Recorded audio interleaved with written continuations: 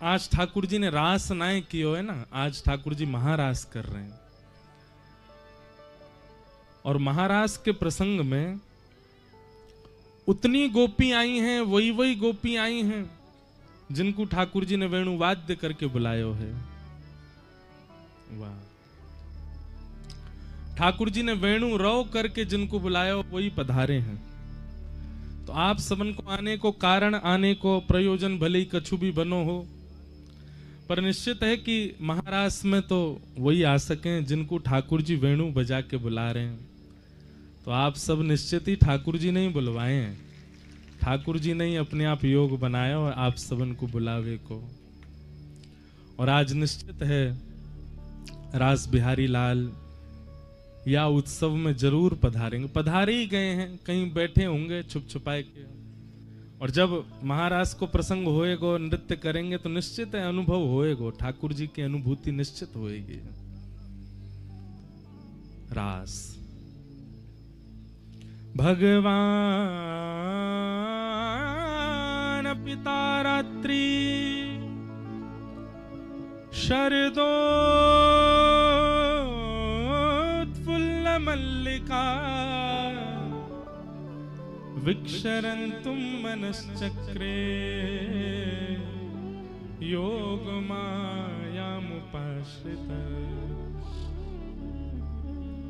बहुत सावधानी से सुनियो, सब लोग बैठ जाओ। अब केवल सुनो, रास को समय है गयो है और हम अभी प्रारंभ कर रहे हैं। यही काल है रास को, चंद्रमा बिल्कुल ऊपर हो। संपूर्ण भागवत जी में इतनी लीला करी ठाकुर जी ने। गोवर्धन धारण कियो, कालिया मर्दन कियो। और भैया आज की कथा ब्रजभाषा में ही होगी, जिनको नहीं समझ में आवे वो बगल वाले इनसे पूछ लियो। सबन को आ रही है समझ में? एक बार बोल दो, चकाचक समझ आ रही है। वाह। तो संपूर्ण भागवत जी में ठाकुर जी ने कितनी लीला करी, पर कोई भी लीला में श्री शुकाचार्य जी ने ठाकुर जी को भगवान कहकर के संबोधित नहीं किया, केवल रास में किया। जब रास पंचाध्यायी प्रारंभ होता है तो प्रारंभिक शब्द ही क्या है? भगवान पिता रात्रि शरदोत्फुल्ल मल्लिका विक्षरन्तुम मनश्चक्रे योगमायाम उपाश्रिता। भगवान। कल की कथा में, कल जो लोग वहां आए गौरांगी रस कुंज के सत्र में, उन सबन को कल हमने कथा में बताई कि भैया ठाकुर जी भगवान सिद्ध भई रास के बाद हैं। और जितनी भी लीला ठाकुर जी ने करी, गोपी से जाकर के ठाकुर जी ने कही हम भगवान हैं। गोपी बोली ऐसा कहा क्यों तुमने, तुम भगवान? हमने कालिया नाग पर नृत्य कियो, हम भगवान हैं। गोपी बोली कालिया नाग के फंड पे नृत्य कियो, जब पूरी पृथ्वी तो शेष नाग के फंड पे। कालिया नाग तो बड़ो नाग है, वाके ऊपर हम सब पृथ्वी वारे बैठे हैं, तो हम भगवान है फिर तो। ठाकुर जी बोले मैंने गिरिराज जी उठा लिए अपनी बाम हस्त की इकन्नी उंगली के नख पे और ऐसे धारण करके खड़ो है गो मैं। गोपी बोली हनुमान जी ने पर्वत उठाया उड़ते भये, तुम तो खड़े खड़े उठा रहे, उनने तो उड़ते भये उठाया, तुम कौन से भगवान? ठाकुर जी बोले हमने अगासुर बकासुर धेनुकासुर पूतना केसी राक्षसी सब मारी। गोपी सब बोली जे तो सब और वो देवतान ने मारे, तुमने कोई बड़ो काम नहीं कर दियो। ठाकुर जी चरणन में बैठ गए। सब गोपीन से कहने लगे आप तो सबरी बातन को निचोड़ लेके बैठी हो, सबरी बातन को तर्क लेके बैठी हो, कैसे वो सिद्ध करो कि मैं जय जय हूं, मैं भगवान हूं, या सिद्ध तो करो। तब गोपी कह रही हैं सब देवतान ने सब काम किए जो आपने किए, पर आपने रास किया और कोई ने रास नहीं किया, या मारे आप भगवान हो, आप महारास कर रहे हो, आप रास राशेश्वर हो, इसलिए आप परमात्मा हो। इसीलिए केवल रास पंचाध्यायी में ही श्री शुकाचार्य जी कहते हैं संपूर्ण कृष्ण लीला में केवल रास की कथा प्रारंभ होते ही शुकाचार्य जी कहते हैं भगवान पिता रात्रि शरदोत्फुल्लमल, सावधान हो जाओ, अब जो मैं लीला सुनाने जा रहा हूं वो सामान्य नहीं कर रहा है, वो साक्षात भगवान कर रहा है। क्योंकि ठाकुर जी भगवान बने ही रास से, रास करके ही ठाकुर जी भगवान बने। रात्रि में ही क्यों किया, दिन में क्यों नहीं किया? भगवान पिता रात्रि, सब लोग बहुत ध्यान से सुनो, एक एक शब्द बहुत सुंदर है। ठाकुर जी ने रास रात में ही क्यों किया? भगवान तो सब जाने, सारे गलत काम रात में ही हो में। चोर चोरी कब करेगो? रात में। डाको डकैत कब डालेगो? रात में। कोई व्यक्ति ईर्ष्या में कोई के घरे जलावेगो कब? रात में। भोग कब भोगेगो? रात में। सबरे काम रात में ही हो में। और ठाकुर जी ने भी रास बिहार रात में कियो, तो कहीं ना कहीं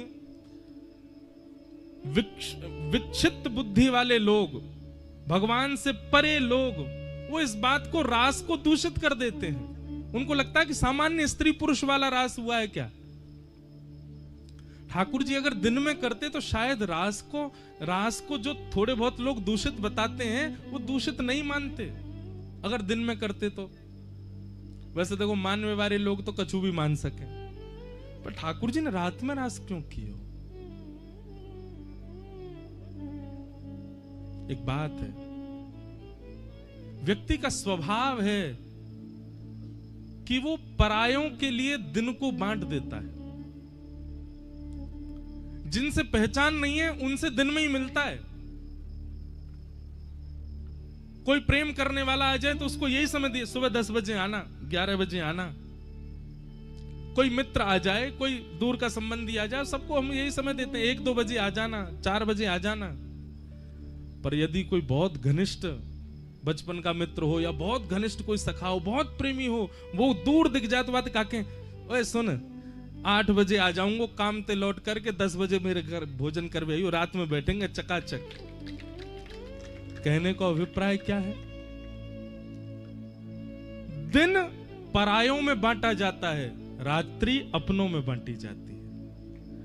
ठाकुर जी ने रात्रि में रास करके यह बात सिद्ध कर दी कि भैया जे रास की भूमिका परायण के काजे ना है, जो भी रास में ब्रजमंडल आ गया वो ये बात मान लेनी चाहिए, वो मेरो ही है। यही मारे रात में आयो है, रात में बैठो है। ठाकुर जी ने रात में रास क्यों किया? क्योंकि रात्रि अपनों के लिए होती है, अपने लिए होती है।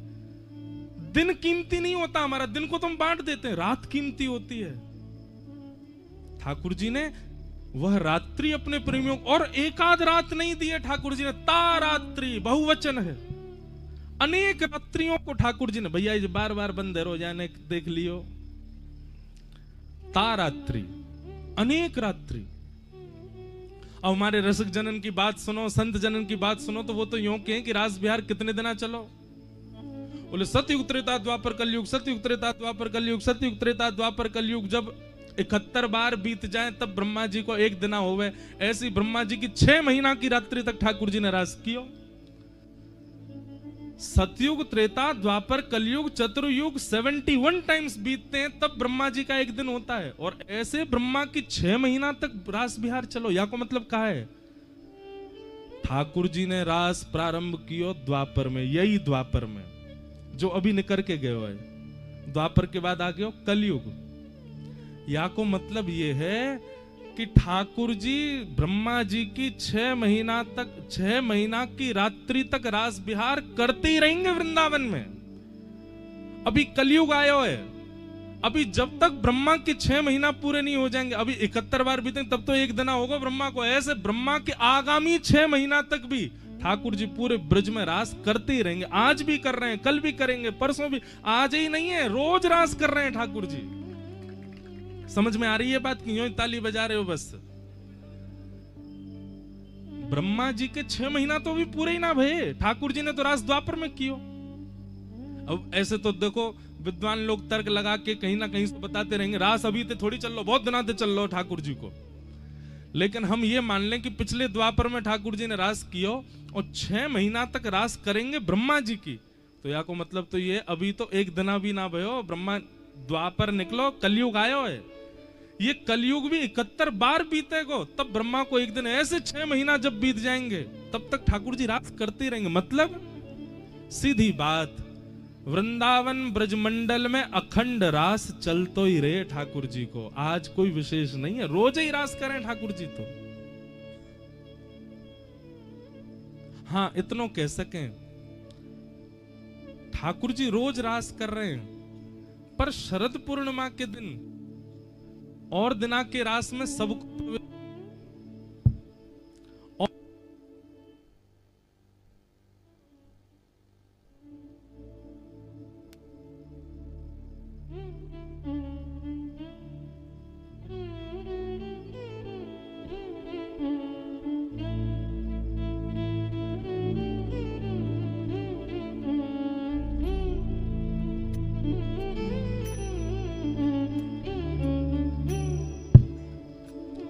बोलो रास बिहारी लाल की। कथा में माइक बंद हो, लाइट बंद हो, पंखा बंद हो, एसी बंद हो, कछु हैन लगे तो समझ जाइयो ठाकुर जी आ गए हैं।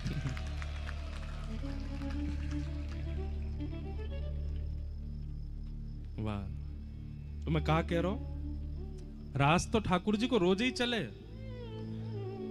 ठाकुर जी रोज ही रास करें, पर बाकी के दिन ठाकुर जी को वीवीआईपी रास चले। वीवीआईपी मतलब केवल वही सखी हैं, वही गोपी हैं जो ठाकुर जी के प्रेम में परम उन्मुक्त हैं। लेकिन जब कलयुग प्रारंभ भयो तो ये शरद पूर्णिमा की रात ठाकुर जी ने सबके काजे खोल दी। सब आओ, सबके संग रास बिहार। मैंने कल कथा में बताया भी हो वहां पे कि मुझे तो एक बार स्वप्न भाव भयो अभी कुछ दिना पहले ही कि गिरिराज जी की तलेटी में कथा है रही है, लेकिन मैंने ऐसा ना देखो, कुछ और दिख रहे हो। मुझे तो 15-20 लोग ही दिखे बस, यहाँ तो इतने लोग आ गए, 15-20 लोग बैठ के कथा सुन रहे हैं, मैं कथा सुना रहा हूँ। और जैसे ही रास बिहार भयो, लाइट वाइट बंद है गई, सबरे नाच रहे हैं। और जैसे ही महाराज प्रकाश भयो तो कहा देखो कोई पे चंदन छिड़को भयो है, कोई पे पीताम्बरी पड़ी है, कोई इत्र में सनो भयो है, कोई कछु भाव में, कोई और मैं सवन से भिक्षा मांग रहा हूँ। अरे मुंह पे कृपा ना भाई, मुंह तो देख के जाओ, कथा तो मैं नहीं सुनाई, मुंह पे कृपा ना करके गए लाल जी। ऐसा भाव दर्शन कियो। तो पूर्णिमा, शरद पूर्णिमा की रात्रि तो ठाकुर जी ने रास बिहार के लिए सबके काज खोल दे। अब सब आओ, हम सब आए हैं। अच्छा दूसरी बात, रस और रास ये दो भाव हैं। रस पक्ष कैसे कहें, मैं कथा में बताया करूं।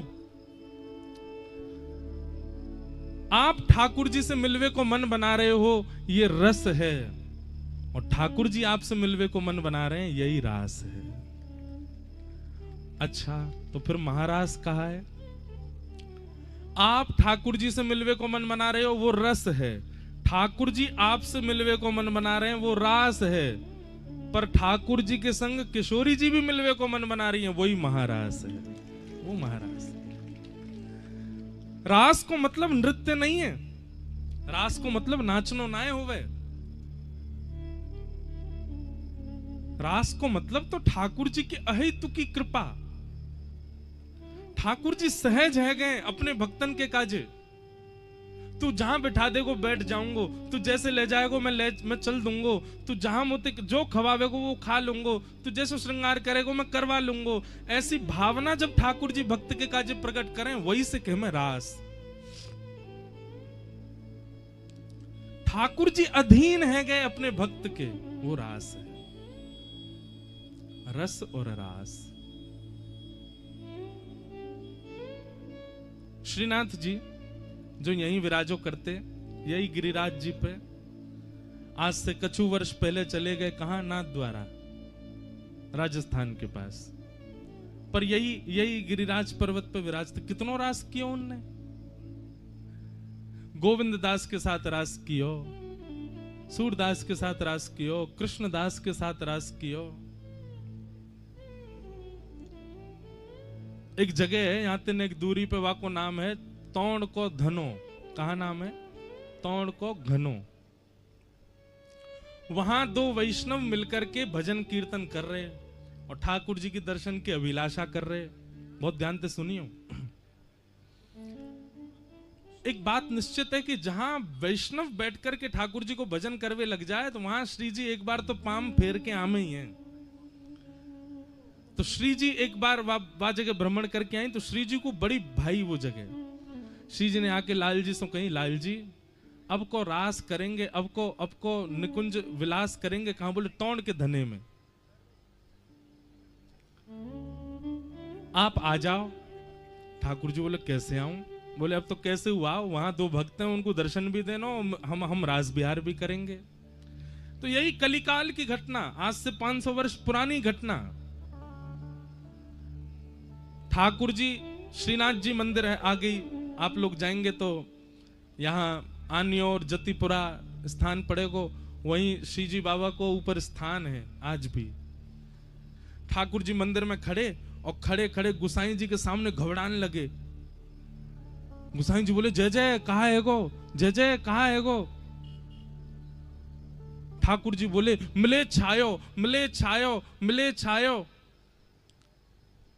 मुसलमान आक्रांत आकर के मंदिर तोड़ देते थे और जे आकर के मुंह को अशुद्ध कर देगो, मेरो मंदिर तोड़ देगो, मेरो स्पर्श करेगो।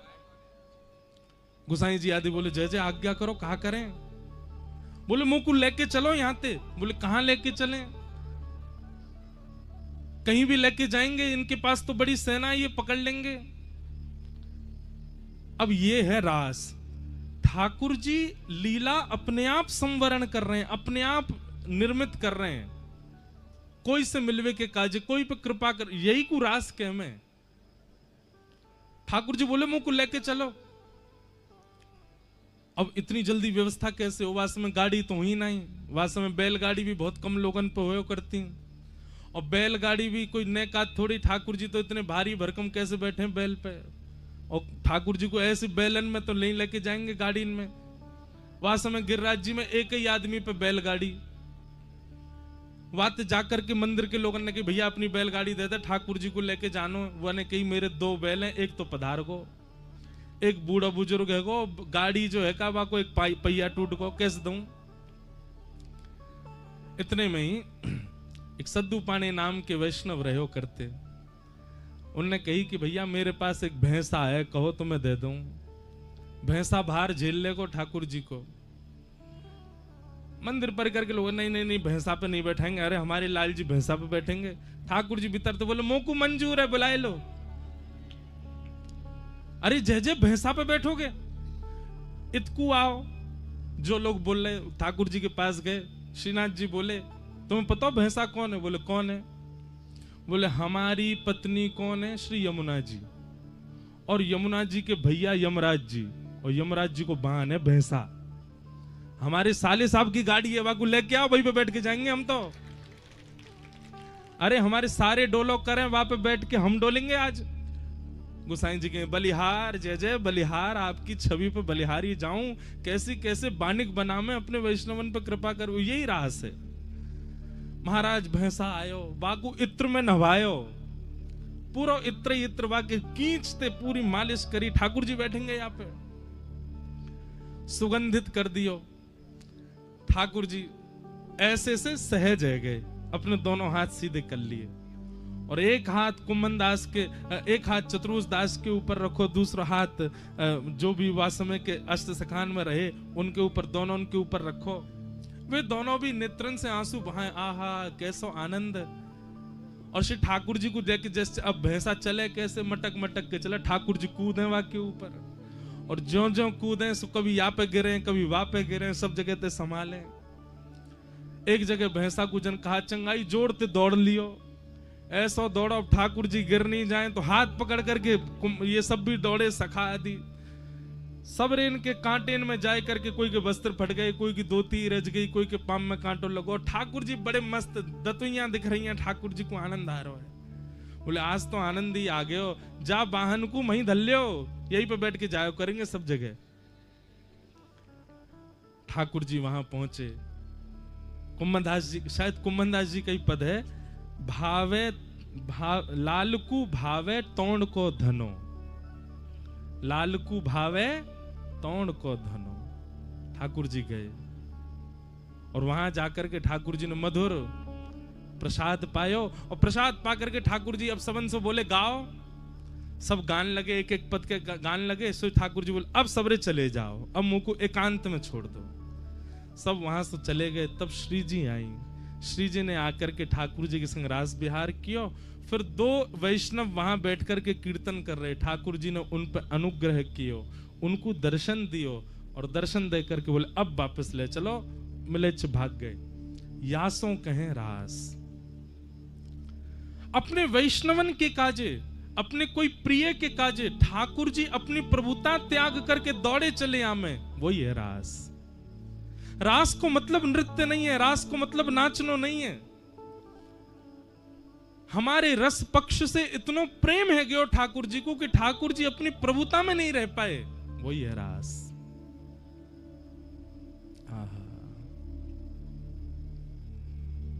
ठाकुर जी आ गए तो भगवान पिता रात्रि शरदोत्फुल्ल मल्लिका। शरद पूर्णिमा के चंद्रमा आज जैसे उदित भये। बंधुओं, इस शरद पूर्णिमा कौन है?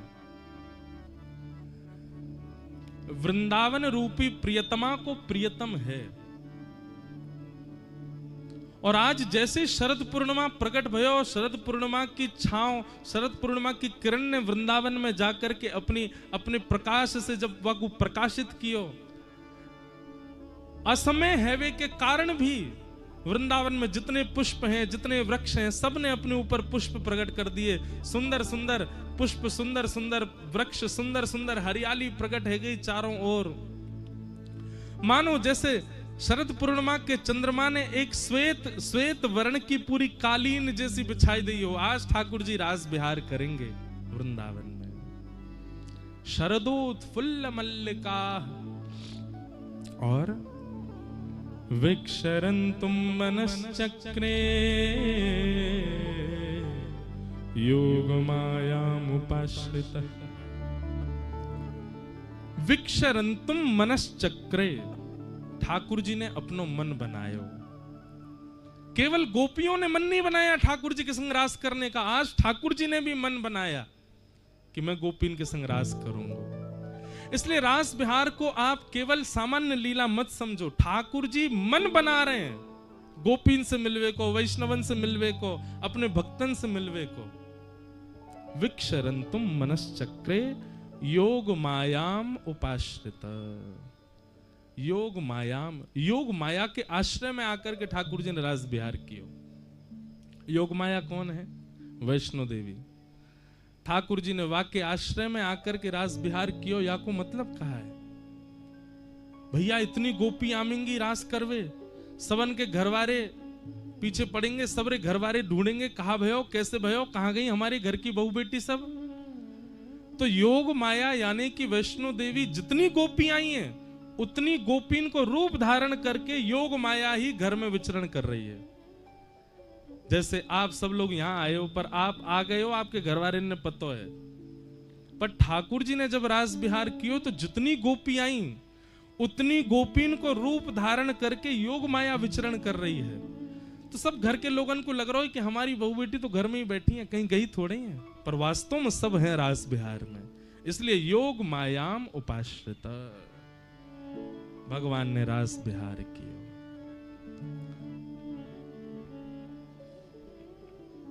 देखो बंधुओं, एक बात सुनो, रास की एक विशेषता पूर्णिमा की, आप हर दिन ठाकुर जी के दर्शन करो, पर शरद पूर्णिमा के दिन आप कितने भी ठाकुर के दर्शन कर लो, सारे ठाकुर अद्भुत ही लगेंगे। चाहे वो आप बिहारी जी के करो, राधा वल्लभ जी करो, राधा रमन जी करो, गोपीनाथ जी करो, गोविंद देव जी करो, श्रीनाथ जी करो, अपने घर के ठाकुर जी को भी आप सजा के देख लियो, साल भर को श्रृंगार एक तरफ, और शरद पूर्णिमा के दिन आपके घर के ठाकुर जी भी अद्भुत ही लगेंगे। क्यों? क्योंकि शरद पूर्णिमा को श्रृंगार आप नहीं करते हैं, ठाकुर जी स्वयं करते हैं अपना। श्री जी भी ना करें, शरद पूर्णिमा को श्रृंगार ठाकुर जी स्वयं करें। दूसरी बात, सब लोग ध्यान से सुनो, शरद थोड़ा थोड़ा मार्ग दे दो भैया, नेक नेक खिसक आओ यहां से। शरद पूर्णिमा की एक विशेषता और है,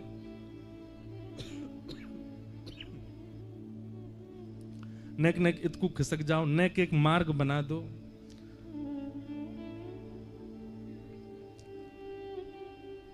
और नेक नेक पीछे हुए जाइयो, आगे ते भी मार्ग दे दो, इधर जाओ, आप भी इधर सिमट जाओ, अपने आप ही हिले सब। तो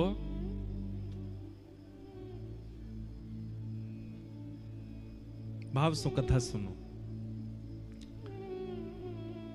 शरद पूर्णिमा की कुछ विशेषताएं हैं। पहली विशेषता, ठाकुर जी अपनो श्रृंगार स्वयं करें।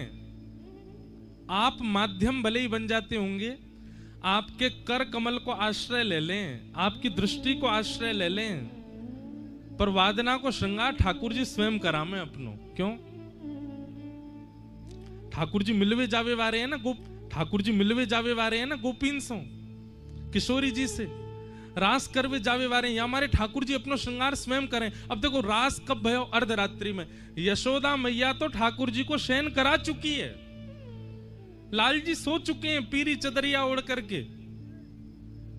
अर्धरात्रि में ठाकुर जी जब देख लें यशोदा मैया सो गई, नंद बाबा सो गए, तब ठाकुर जी उठे और फिर उठ करके अपनो श्रृंगार स्वयं करें। श्वेत वस्त्र पहने, श्वेत बाघा पहने, श्वेत सुंदर मणिन सो मंडित, सुंदर सुंदर हीरान सो मंडित मुकुट धारण करें, अपने आप अपने हाथ से पाग बांधें, अपने आप चंद्रावली, अपने आप पत्रावली को श्रृंगार करें, कानन में मत्स्याकृत कुंडल पहने, गले में माला। ठाकुर जी ने शरद पूर्णिमा को अपना श्रृंगार स्वयं किया है, इसलिए ठाकुर जी शरद पूर्णिमा के दिन अद्भुत ही लगते हैं।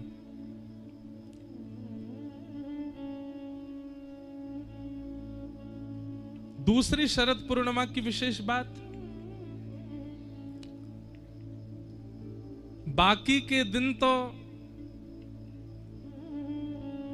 सब जामे ठाकुर जी से मिलवे, पर शरद पूर्णिमा पे ठाकुर जी आमे सबन से मिलवे, ये विशेषता है।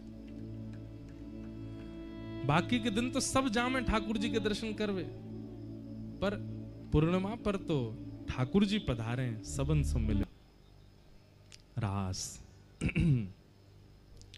ठाकुर जी स्वयं अपनो श्रृंगार करें रास में। क्यों? यशोदा मैया ने तो पढ़ा दिए, ठाकुर जी की तो शयन है चुकी है, लेकिन ठाकुर जी स्वयं अपनो श्रृंगार करके आए। या हमारे रास शरद पूर्णिमा पे जितने ठाकुर उनको दर्शन करो, अपने घर के ठाकुर जी को सजा के देख लियो, अद्भुत ही लगेंगे। क्यों? माध्यम आप बने हैं, पर ठाकुर जी अपना श्रृंगार स्वयं करें। क्यों? भक्तन से मिलवे जानो है। अच्छा देखो, बाकी दिना तो भक्त जामे ठाकुर जी के पास दर्शन करवे, लेकिन आज ठाकुर जी पहले ही पहुंच गए और रास बिहार में जाकर के वृक्ष के नीचे खड़े होकर के बंसी बजा रहे हैं, टेर बजा रहे हैं और प्रतीक्षा कर रहे हैं सब गोपी इनकी कि सब गोपी आमे। और दिना तो भक्त प्रतीक्षा करें, पर शरद पूर्णिमा पर ठाकुर जी प्रतीक्षा करें गोपीन की। इसलिए महारास अद्भुत है। हमारे यहां 4 रात्रियों में सोने का विधान नहीं है वैष्णवों के लिए। पहली जन्माष्टमी, जन्माष्टमी को नहीं सोते, और इनमें सोने का विधान इसलिए नहीं है कि हमें जागरण करना, इसलिए नहीं कि इन 4 रात्रि में ठाकुर जी भी ना सोए, या हमारे हम कैसे सो सकें। तो पहली जन्माष्टमी, ठाकुर जी रात्रि में जन्म लेकर के गोकुल आए हैं और रात भर जगे हैं, या भाव सो वैष्णव जन्माष्टमी को सोमे ना आए। ठाकुर जी को 12 बजे अभिषेक आदि जन्मोत्सव करने के बाद रात भर नाचो, उत्सव मनाओ, पर सोनो काई को, नंद घर आनंद भयो जय कन्हैया लाल की। दूसरो राधाष्टमी, राधाष्टमी को भी मत सो। क्यों? रात भर जागरण करो। सुबह 4 बजे किशोरी जी को प्रादुर्भाव होएगा, उदया तिथि में किशोरी जी पधारेंगी, तो जब तक किशोरी जी नहीं पधारे तब तक नाम संकीर्तन करो, तब तक नृत्य करो, तब तक उत्सव मनाओ। और सुबह किशोरी जी को जब जन्म हो जाए तब उत्सव मना करके, अब भोर ही गई 6-7 बजे, अब कहा सोनो, अब तो बधाई बांटो, बधाई लुटाओ, घर घर जाए करके सबन को बधाई दो। तो इसलिए दूसरी रात्रि है जन्माष्टमी, नहीं सोते। और तीसरी रात्रि शरद पूर्णिमा, ठाकुर जी रात भर नहीं सोते। और क्यों ना सोमे? भक्तन के संग मिलवे के काजे, उनके संग आनंद करवे के काजे ठाकुर जी ना सोमे, या हमारे भक्तन को भी नहीं सोना चाहिए, रात भर उत्सव होना चाहिए।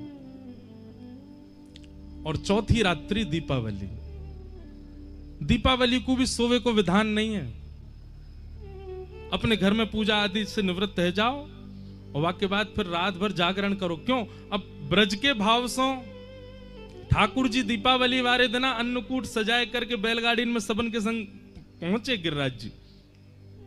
यहां करके परिक्रमा लगाई है, पंचामृत अभिषेक कियो गिरिराज जी को, मानसी गंगा में स्नान कियो। ठाकुर जी रात भर नहीं सोए, या हमारे दीपावली पे भी रात्रि में सोवे को विधान नहीं है। तो शरद उत्सव ये रात्रि को उत्सव है। और रात्रि को उत्सव क्यों है? क्योंकि रात्रि अपनों की होती है। ठाकुर जी पहले ही निमंत्रित कर चुके हैं सब गोपीन सो कि हम शरद पूर्णिमा की रात्रि में आपसे मिलेंगे। आज शरद की पूर्णिमा जब प्रकट भई, सब गोपियां अपने अपने भाव में लगी हैं। कोई दूध काट रही है, कोई अपना श्रृंगार कर रही है, कोई अपने बालक को दूध पिला रही है, कोई अपने पति को भोजन करा रही है। सब अलग अलग क्रियान में लगी हैं और सब खिड़की से देख रही हैं कि शरद पूर्णिमा को चंद्रमा प्रकट है कि ये वही रात्रि है जहां रात्रि के लिए ठाकुर जी ने हमको निमंत्रित किया कि हम वादना मिलेंगे।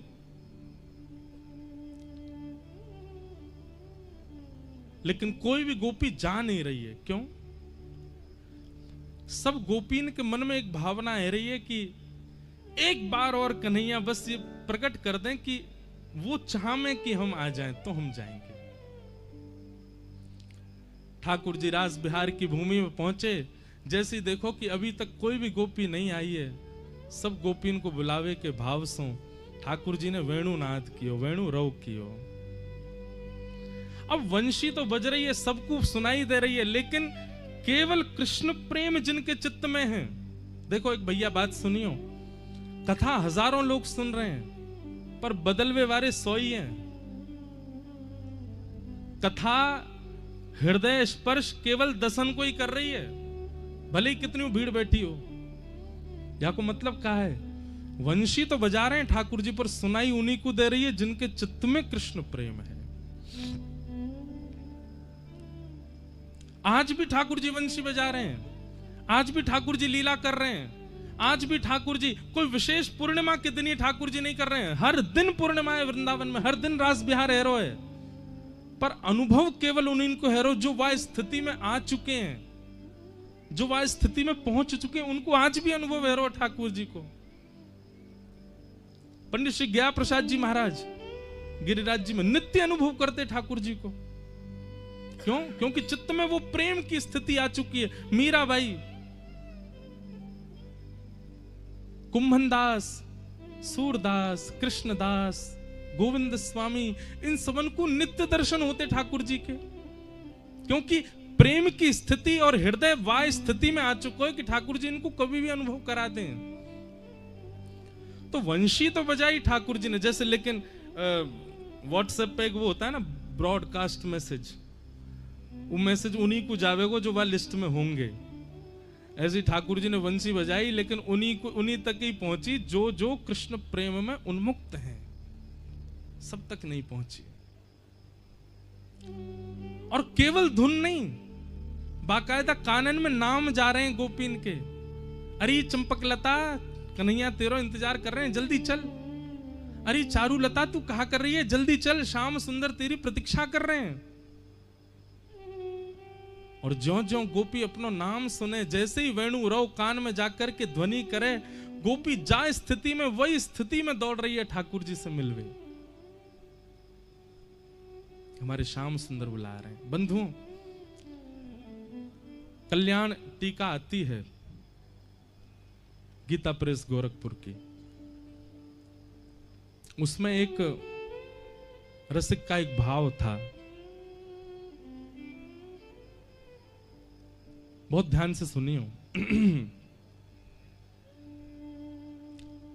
भगवान श्री राम जब रावण को मार करके वापस अयोध्या आने लगे तो हनुमान जी ने चरणों में निवेदन किया कि नाथ, दंडकारण्य वन के संत आपकी प्रतीक्षा कर रहे हैं, आप दर्शन देवे चलो। राम जी बोले हम पे समय नहीं है हनुमान जी, हमको कैसे भी करके अयोध्या पहुंचना है, नहीं तो भरत लाल जी 14 वर्ष की प्रतीक्षा उनकी पूर्ण हो जाएगी, वो हमको जीवित नहीं मिलेंगे यदि हम जल्दी से जल्दी नहीं पहुंचे तो। हनुमान जी बोले वहां तो एक भरत है पर यहां तो लाखों भरत हैं, इनको कहा हुए को। बहुत ध्यान से सुनियो भैया। राम जी बोले आप बताओ। बोले कि आप आज्ञा करो, जैसी आज्ञा करेंगे वो मैं संदेश पहुंचा दूंगा। राम जी बोले आप एक काम करो, सब जो संत हैं उन सबन से बोल दो अभी मैं इतनी शीघ्रता में हूं कि अगर मैं गयो भी तो केवल विमान से दर्शन दे सकूं, उनसे मिल नहीं पाऊंगा। आप सब संतन से मेरी हाथ जोड़ के प्रार्थना कर दो, वे प्रतीक्षा करें और चिंतन करें और मेरो निर्ध्यासन करें। अगले युग में मैं श्री कृष्ण के रूप में पधारूंगा और वही समय ये जितने भी संत मेरे दर्शन से वंचित रह गए ये सब संत ही ब्रज की गोपी बन करके आएंगे। अभी तो केवल मेरे दर्शन को सुख ले पाएंगे, लेकिन द्वापर में जब मैं कृष्ण बन के आऊंगा तो जैसे प्रियतमा अपने प्रियतम के संग रहे, अंग संग करे, अपने प्रियतम के संग ही नाचे, वही के संग बैठे, वही सो बात करे, वाकु वही भाव सो देखे, वैसा अनुभव इन सबन को है पाएगो। तो आप मेरी तरफ से जाके इन सबन से प्रार्थना कर दो कि ये सब और चिंतन प्रगाढ़ करें और प्रतीक्षा करें। मैं द्वापर में निश्चित स्वीकार करूंगा। बंधुओं, हनुमान जी ने जाकर के सब संतन से हाथ जोड़ के कही आप सबको एक युग प्रतीक्षा करनी है, अगले युग में ठाकुर जी श्री कृष्ण बन करके आएंगे और उन्हीं की कृपा से आप सब ब्रज की गोपी बन के आओगे। और ठाकुर जी के जन्म हेतु उनको देखते ही आप सबके चित्त में सहजा प्रेम प्रकट हो जाएगा। आप सबन को यह स्मृति आ जाएगी कि आप पूर्व जन्म के संत कब से प्रतीक्षा कर रहे हैं। संत जन बोले हनुमंत लाल जी द्वापर में आप आओगे, हम आपके भरोसे ये स्वीकार तो कर लेंगे कि इस जन्म में ठाकुर जी नहीं मिल रहे, अगले युग में मिलेंगे, पर द्वापर में आप आओगे मिलवावे, क्योंकि आप ही बिचौलिया हो हमारे। हनुमान जी महाराज बोले लीला क्रम में तो मैं नहीं हूं, पर ठाकुर जी से प्रार्थना करूंगा कछु भाव बन पाए हो तो संत जन बोले हम काय बात पे विश्वास करें, फिर आपकी कैसे विश्वास करें कि ठाकुर जी अगले युग में मिलेंगे। हनुमान जी बोले आप निश्चिंत रहो, विश्वास करो, मैं आऊंगा, कैसे भी आऊंगा और आपको मिलवा के जाऊंगा ठाकुर जी से। ये बात है गई, हनुमान जी चले गए। अब यहां राम जी जब लौट करके अयोध्या आ गए, राज्य अभिषेक है गए और राज्य पदवी पर विराजमान है गए। राम जी ने सबको उपहार दिए, पर हनुमान जी के योग्य कोई उपहार नहीं था। तब राम जी ने भरत जी से पूछी, बोले कि सुनो हनुमान जी ने हमारी इतनी सहायता करी, इनके योग्य कोई वस्तु मिल ही नहीं रही देने को, क्या करें। भरत जी महाराज बोले भगवान में जब जब संशय में गया ना तब तब आपकी पादुकाओं ने मुझको उत्तर दिया, मैं प्रार्थना करके आपको बताऊं। और श्री भरतलाल जी ने प्रार्थना करके श्री राम जी से जाकर के कही भ्राता श्री हमारी बात सुनो, आपने श्री हनुमंत लाल जी से आज्ञा करी कि जितने दंडकारण्य वन के संत बच गए दर्शन से वे सब प्रतीक्षा करें, अगले युग में आप कृष्ण बन करके आएंगे, वे सब गोपी बन करके आएंगे और आप उनके संग रास विहार करेंगे। राम जी बोले हाँ मैंने कही तो है। बोले हनुमान जी ने जब ये बात जाकर के संतन के मध्य रखी तो संतन ने उनसे प्रार्थना करी कि आप कृष्ण लीला में आएंगे। तो हनुमान जी संकोच में आ गए। तो हे नाथ आप से प्रार्थना है, आप जब श्री कृष्ण रूप धारण करेंगे तो इन ब्रज गोपीन को अपने चरणाश्रित करने के लिए जो माध्यम आप चुनेंगे वो माध्यम श्री हनुमान जी ही होंगे और वे हनुमान जी ही आपके साथ पूरी लीला को विस्तारित करेंगे। भगवान श्री राम जी बोले जो आज्ञा, जैसी आज्ञा। और जब ठाकुर जी कृष्ण स्वरूप में प्रकट भये तो भगवान की जो वंशी है वाकु महादेव को स्वरूप मानो जाए। कई बार ऐसे भाव कहे जाएं कि वे महादेव ही हैं, और महादेव के ही रुद्र रूपों में एक श्री हनुमान जी हैं। तो श्री हनुमान जी गोपनीय रूप से भगवान श्री कृष्ण की वंशी बनकर के ठाकुर जी के संग विचरण कर रहे हैं। और जैसे ही महाराज को समय आयो, शरद पूर्णिमा प्रकट भई, ठाकुर जी ने जैसे ही अधर पर वंशी धारण करी, कोमल छिद्रन से वाक्य कोमल उंगली से छिद्रन को आच्छादित करके जैसे ही प्राण पिरोए हैं वंशी में, आज वंशी बज तो रही है धुन में, लेकिन आज साक्षात श्री हनुमान जी महाराज शब्द बन करके जा रहे हैं और जाकर के एक एक गोपी के हृदय को चेतित कर रहे हैं। अरे देखो मैं आ गया हूं, तुम दंडकारन वन के संत हो, तब से प्रतीक्षा कर रहे हो, देखो वही श्री राम कृष्ण रूप धारण करके आए हैं और आपको पुकार रहे हैं, आप तुरंत चलो उनके पास, मिलवे को समय आ गया है, बड़े दिनों से आपकी प्रतीक्षा आई, आज वो प्रतीक्षा पूर्ण भई है। जैसे श्री हनुमान जी महाराज वेणु के रव से गोपीन के कान में जा जा करके संदेश दे रहे हैं, तो गोपियां विचार भी नहीं कर रही हैं कि हम जिस कार्य में हैं उस कार्य को पूर्ण तो करें। अरे प्रतीक्षा इतनी लंबी है, एक युग से प्रतीक्षा कर रही हैं। हनुमान जी ने जाकर के जब वह स्वर कानन में कहे हैं तो सब गोपीन ने विचार किया कि अब व्यवस्थित है करके जावे की बात नहीं होनी चाहिए कि कोई कार्य संभाल करके तब दौड़े, जैसी अवस्था में वैसी दौड़ो। एक भाव से ठाकुर जी की जो वंशी है वो श्री हनुमान जी है।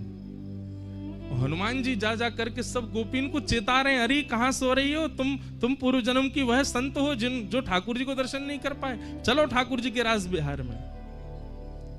और सब गोपियां दौड़ी ठाकुर जी से मिलवे के लिए। शुकाचार्य जी वर्णन करें अद्भुत, अस्त व्यस्त दौड़ रही हैं। कोई ने एक आंख में काजर लगाए और दूसरी में लगा रही है, तभी कान में वेणु रव जाके कह रहा हो, अरे चल गोपी तू श्रृंगार कर रही है, वहां सबरी गोपी पहुंच गई। तो एक आंख में काजल लगा के दौड़ी है, दूसरी में काजर लगाया हुआ नहीं। कोई सखी ने टोक दी, अरे तैने एक ही आंख में काजर लगाया, दूसरी में तो लगाया। दूसरी आंख में काजर लगावे जा रही है तो लेकिन वेणु को रव बार बार सुनाई दे और बाहर खिड़की से एक एक करके गोपी दौड़ती जा रही है, उनकी नूपुर की ध्वनि से विचलित रहती जा रही है। अरे मैं कब तक रुकूं यहाँ पे, धैर्य चाहिए काजर लगावे को, और मेरो मन धैर्य धरना रहे हो। पूरा काजर लियो, हाथ में लेप के पूरे मुंह पे ही लगा लियो, दौड़ी। एक सखी बोली अब तो और बुरो करी आई, एक आंख में काजर लगायो वैसी आ जाती, पूरे मुंह पे काई को पोती आई। तू नहीं जाने कन्हैया स्वरूप थोड़ी देखे, कन्हैया यदि स्वरूप देखतो तो ब्रजमंडल में सबसे सुंदर बन के आई पूतना, कन्हैया ने देखी भी नहीं। और अगर स्वरूप देख भी ले तो कहा भयो राज बिहार में कन्हैया उकारो और मैं उकारी, दोनों बढ़िया लगेंगे, ऐसी जाऊंगी मैं तो। कोई गोपी ने अपने केश काटे, आधे केशन में ही दौड़ रही है। कोई गोपी ने अस्त व्यस्त वस्त्र पहने, वही में दौड़ रही है। कहने को अभिप्राय कहा है भैया, जादना चित्त में चेतना के रूप में ठाकुर जी अनुभूति करा दें कि हाँ बुला रहे हैं। वास्तव में विचार मत करो कि याकू व्यवस्थित करके हम जाएं, जैसे हो वैसे ही ठाकुर जी की तरफ दौड़ चलो। वृंदावन जानो है तो 4 बार सोचेंगे ये काम है जाए, ये व्यवस्थित है जाए, याकू व्यवस्था कर दें, ये और ने ठीक है जाए, फिर जाएंगे। अरे जा अवस्था में हो वही में दौड़ चलो। वृंदावन के काजे सुसज्जित और व्यवस्थित है की आवश्यकता नहीं है। गोपियां सब दौड़ी, कई प्रकार बताए। शुकाचार्य जी के भाव से परीक्षित जी के मन में एक संशय आ गया हो, ये सब गोपियां परब्रह्म परमात्मा को प्रियतम मान करके दौड़ रही हैं। उनसे उन परमात्मा को जो किसी के बंधन में नहीं है, उनको ये प्रियतम बंधन बांध करके दौड़ रही हैं। शुकाचार्य जी कहते हैं परीक्षित, कंस शत्रु माने तो प्रश्न नहीं उठता, रावण शत्रु माने तो प्रश्न नहीं उठता, ये राक्षस ठाकुर जी को गालियां दें तो तुम्हारे चित्त में प्रश्न नहीं उठता, पर गोपियां ठाकुर जी से प्रेम कर रही हैं तो तुम्हारे चित्त में प्रश्न उठ रहा है। अरे सुनो, हम डंके की चोट पर बोलते हैं, ये गोपियां ठाकुर जी से प्रेम करती हैं, इतनी बात नहीं है कि मुतादोक्षज प्रिया, ये ठाकुर जी भी इनसे प्रेम करते हैं, ये ठाकुर जी की भी प्रियसी हैं। मैंने पहले दिन कथा का प्रारंभ भी इसी भाव से किया था कि गोपियों को हरिप्रिय नहीं है, गोपियां हरिप्रिया हैं, वो ठाकुर जी की प्रियसी हैं, ठाकुर जी को प्रिय हैं। ये गोपी प्रेम की ध्वजा 4 दिन का सत्र, आज तो रास पंचाध्याय विशेष है, बाकी का सत्र इसी विषय पर ही है ना, कि हम ऐसा कहां करें कि हम हरिप्रिय बने, हम ठाकुर जी के प्रिय बने। गोपियां विचार नहीं कर रही हैं, लोग क्या कहेगी, लाज क्या कहेगी, स्वरूप कैसा, व्यवस्था कैसी, जैसी हैं दौड़ पड़ी हैं ठाकुर जी की तरफ। यह एक गुण है वैष्णव का जो ठाकुर जी को प्रिय है। वो विचार नहीं कर रहा है अपने रूप स्वरूप और व्यवस्थाओं के लिए, बस आ रहा है मेरे पास।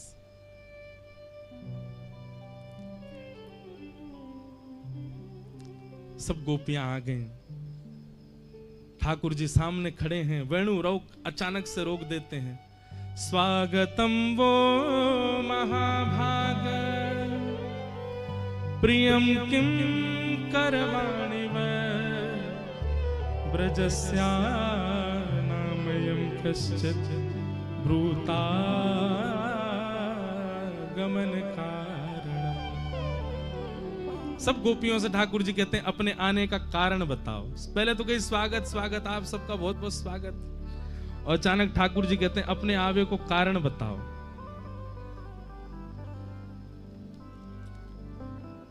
ठाकुर जी को स्वभाव है,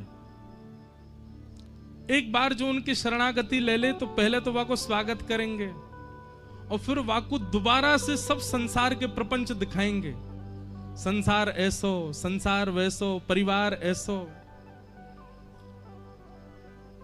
भाई छोड़िया बंधु छोड़िया छोड़िया जग साधुअन संग बैठ बैठ, साधुअन संग बैठ बैठ, लोक लाज खोई रे मेरे तो गिरधर गोपाल, दूसरो न कोई,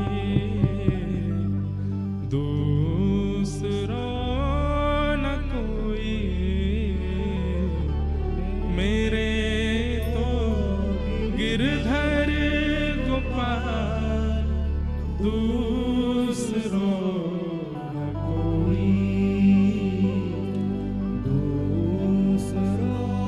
भैया एक बात ध्यान रखियो, ठाकुर जी की शरणागति लोगे तो छुड़वाएंगे तो बहुत कछु, सब छुड़वाए देंगे।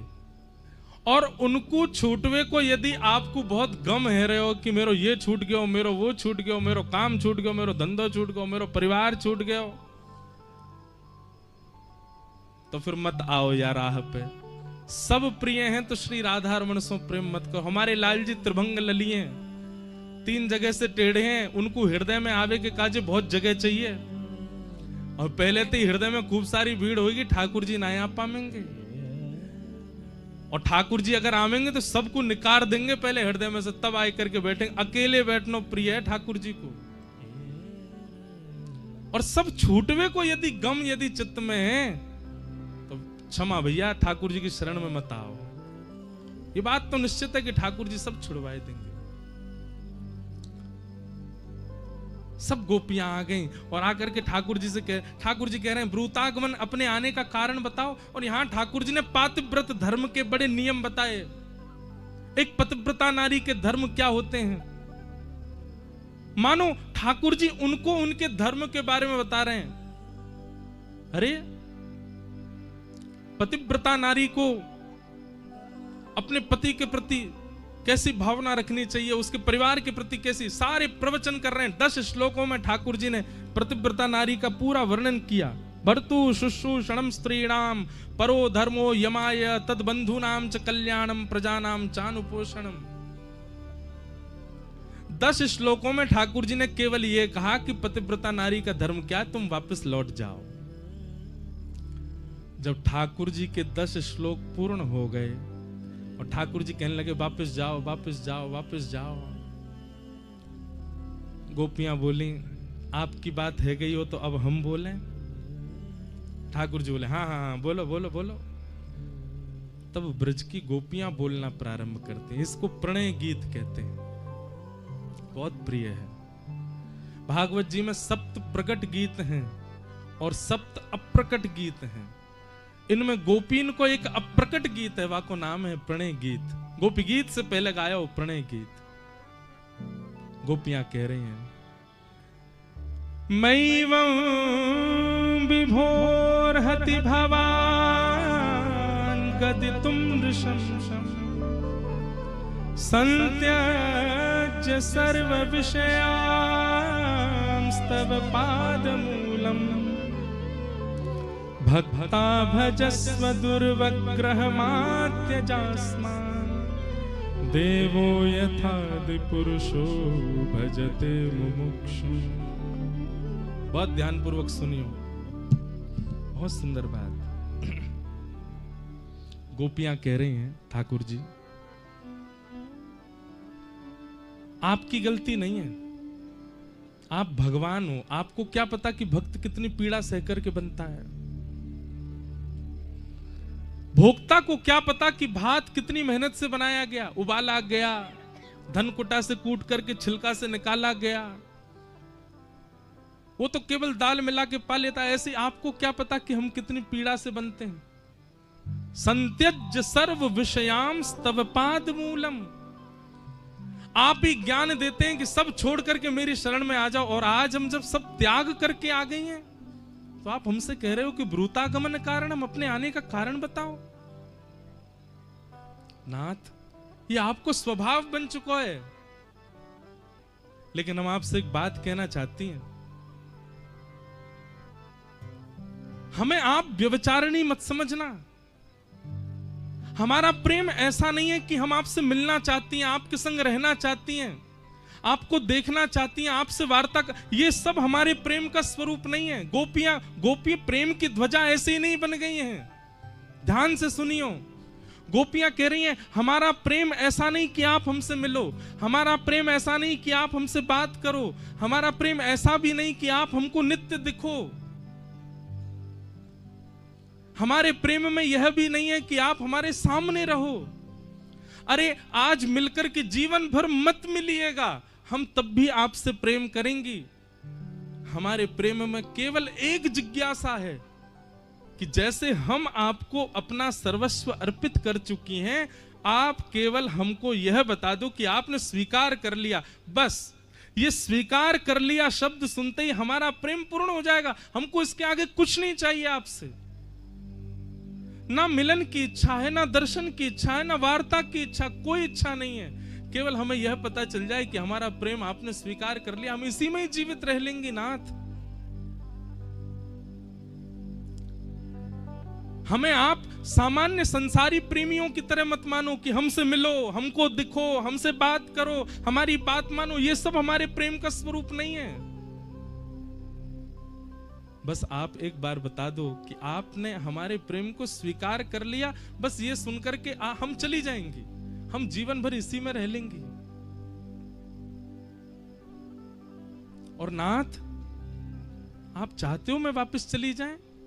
ठीक है, हम जा रही हैं अभी वापस, पर हमारी एक वस्तु आपके पास है, वो वस्तु हमको वापस करो।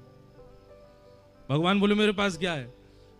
गोपियां बोली चित्तम सुखेन भवता पहितम गृहेषु। भैया ऐसे ही रास नहीं है गए, ऐसे ही रास बिहारी इतने सहज नहीं है गए। गोपीन की बात तो सुनो। गोपियां कह रही हैं चित्तम सुखेन भवता पहितम गृहेषु यन्निर्विशस्त्यत करावपि गृह्यकार्ये यामः कथं ब्रजमथो करवां पादौ पदं न चलतस्तव पादमूलात् यामः कथम ब्रजमथो करवाम किंबा। गोपियां कह रही हैं हमारा मन आपके पास है, शब्द सुनो, हम चली जाएंगी, हमारी एक वस्तु आपके पास है, वो हमको वापस करो। ठाकुर जी बोले क्या है? बोला हमारा चित्त आपके पास है, मन आपके पास है, वो वापस कर दो, हम चली जाएंगे। अभी अब चित्त तो वापस नहीं कर सकते। गोपियां कहती हैं बिना चित्त लिए वापस जाएंगी तो हमारे हाथ कुछ कर्म नहीं कर पाएंगे। पति कहेंगे रोटी बनाओ, हम कहेंगे नहीं बनाना। क्यों नहीं बनाना? मन नहीं है। मन कहां है? मन तो कृष्ण के पास। बालक कहेंगे मेला में चलो, हम कहेंगे नहीं जाना। क्यों नहीं जाना? मन नहीं है। मन कहां है? मन तो है कृष्ण के पास। कृष्ण मन कृष्ण तन कृष्ण ही हमारो धन, आठों याम ऊधो हमें कृष्ण ही सो काम है। कन्हैया हम चली जाएंगी, जीवन में कभी लौट करके नहीं आएंगी, हमारा मन हमको वापस